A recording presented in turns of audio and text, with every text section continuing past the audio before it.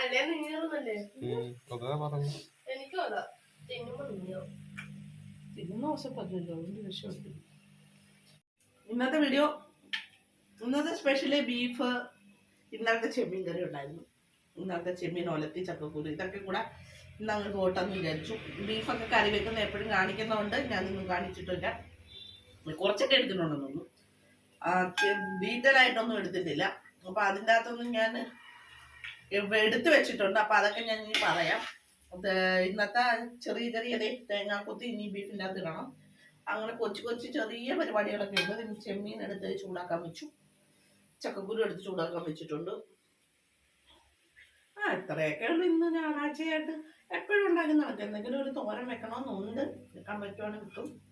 ഇത്രയൊക്കെയാണ് ഇന്നത്തെ ചെറിയ ഇന്നത്തെ വിഭവങ്ങൾ.